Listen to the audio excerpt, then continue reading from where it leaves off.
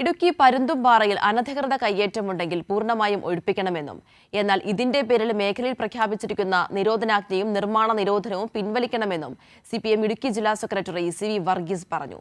ഈ മാസം 15-ാം തീയതി സിപിഎം നേതാക്കൾ പരുന്തുംപാറ സന്ദർശിക്കും. പരുന്തുംപാറയിൽ അനധികൃത കയ്യേറ്റമുണ്ടെങ്കിൽ പൂർണ്ണമായും ഒഴിപ്പിക്കണം. പുതിയ ഒരു കയ്യേറ്റത്തെയും CPIM പ്രോത്സാഹിപ്പിക്കില്ല.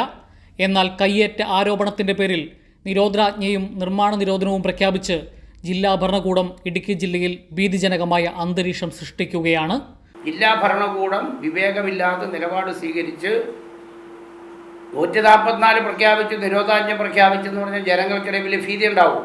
അത്തരമൊരു ഭീതിജനകമായ അന്തരീക്ഷം ഉണ്ടാക്കേണ്ടതുണ്ടോ എന്നും ബന്ധപ്പെട്ടവർ പരിശോധിക്കേണ്ടതാണ്. സാധാരണ ജനങ്ങളെ സർക്കാരിനെതിരാക്കി വൻകിട കയ്യേറ്റക്കാരെ സഹായിക്കാനാണ് നീക്കം നടത്തുന്നത്. പരുന്തുംപാറയിൽ പ്രഖ്യാപിച്ചിരിക്കുന്ന നിരോധനാജ്ഞ മുഖ്യമന്ത്രിയുടെ ശ്രദ്ധയിൽപ്പെടുത്തിയിട്ടുണ്ട്. മെയ് 2-ാം തീയതി വരെ പ്രഖ്യാപിത നിരോധനാജ്ഞ തുടർന്നാൽ ഇടുക്കി ജില്ലയിലെ കാലാവസ്ഥയും സാഹചര്യവും അനുസരിച്ച് മാസങ്ങളോളം ജനങ്ങളെ ബുദ്ധിമുട്ടിലാക്കുമെന്ന് സി വി വർഗീസ് ചൂണ്ടിക്കാണിച്ചു.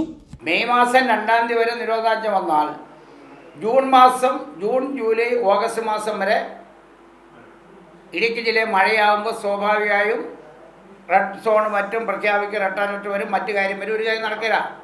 പരുന്തുംപാറയിൽ ചങ്ങനാശ്ശേരി സ്വദേശി നടത്തുന്ന നിർമ്മാണ പ്രവർത്തനങ്ങൾ കയ്യേറ്റ ഭൂമിയിലാണ് എന്ന ആരോപണം ഉയർന്നതിനെ തുടർന്നാണ് ജില്ലാ കളക്ടർ ഒരു നാടിനെ മുഴുവൻ ആശങ്കയിലാഴ്ത്തി നിരോധനാജ്ഞയും നിർമ്മാണ നിരോധനവും പ്രഖ്യാപിച്ചത്.